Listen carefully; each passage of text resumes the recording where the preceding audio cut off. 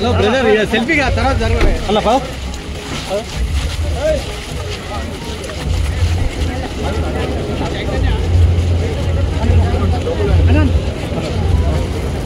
ముందుకు రా నువ్వు ముందుకు రా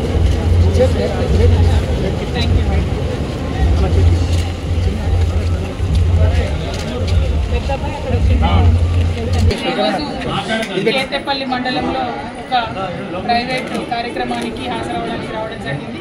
మా తమ్ముడు భగత్ యాదవ్ వాళ్ళ పాప పుట్టినరోజు కోసం ఇక్కడికి రావడం జరిగింది. కేతేపల్లి మండలంలో అదేవిధంగా యావత్ తెలంగాణలో వర్షము బీభత్సం జరుగుతున్నటువంటి విషయం మీ అందరికీ కూడా తెలిసింది.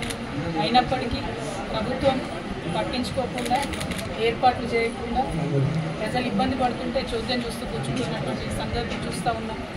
అదేవిధంగా ఇదివరకు కేసీఆర్ గారు ఉన్నప్పుడు ఎన్నడూ కూడా గ్రామాలలో మండల కేంద్రాలలో రైతులు లైన్లో నిలబడి యూరియా తీసుకునేటటువంటి పరిస్థితి లేకుండా, ఎందుకంటే మేమందరం ఎంపీలుగా ఉన్నటువంటి సందర్భాల్లో కూడా కేసీఆర్ గారు మమ్మల్ని పరుగులు పెట్టించి సీజన్ మొదలు కాకుండా ముందే 6 నుంచి 8 నెలల ముందే యూరియా మేము సెంట్రల్ గవర్నమెంట్ నుంచి తెచ్చుకొని వాటిని స్టోరేజ్ చేసి టైంకి ప్రజలకు రైతులకు యూరియా ఇచ్చినటువంటి చరిత్ర కేసీఆర్ గారికి. మరి ఇప్పుడున్నటువంటి ప్రభుత్వం అవసరం ఉన్నప్పటికీ కూడా యూరియా కేంద్ర ప్రభుత్వం తక్కువ ఇస్తున్నప్పటికీ కూడా కనీసం వారితో మాట్లాడలేకపోవడం, పోరాటం చేయలేకపోవడం, యూరియా తెలంగాణ రైతులకు ఇవ్వలేకపోవడం కంప్లీట్గా ఈ ప్రభుత్వం ఫెయిల్ అయిందని చెప్పవచ్చు.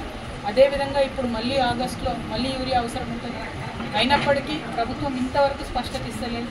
కనీసం ఎన్ని లక్షల క్వింటాలు షార్టేజ్ ఉందని కూడా చెప్పలేనటువంటి పరిస్థితుల్లో మేము ప్రభుత్వాన్ని డిమాండ్ చేస్తూ ఉన్నాం. రైతుల పక్షాన కేతేపల్లి మండలం మీ అందరికీ తెలుసు, మంచి కాలువ, అదేవిధంగా పెద్ద ఎత్తున మంచి రైతులు ఉండేటటువంటి మంది ఈ మండలమైన నల్గొండ జిల్లా అయినా కూడా టోటల్గా యూరియా షార్టేజ్ ఉన్నది. ఇక్కడ నుంచి ఉన్నటువంటి మంత్రివర్యులు కూడా వీటి మీద శ్రద్ధ పెట్టాలి, శ్రద్ధ పెట్టి రైతుల కోసం పోరాటం చేయాలని చెప్పి మేము డిమాండ్ చేస్తూ ఉన్నాం. అట్ ద సేమ్ టైం ఇవాళ 2500 రూపాయలు ఇవ్వలేదని మహిళలందరూ కూడా బాధపడుతున్నారు. పెన్షన్లు పెరగలేదని పెద్దవాళ్ళందరూ కూడా బాధపడుతున్నారు.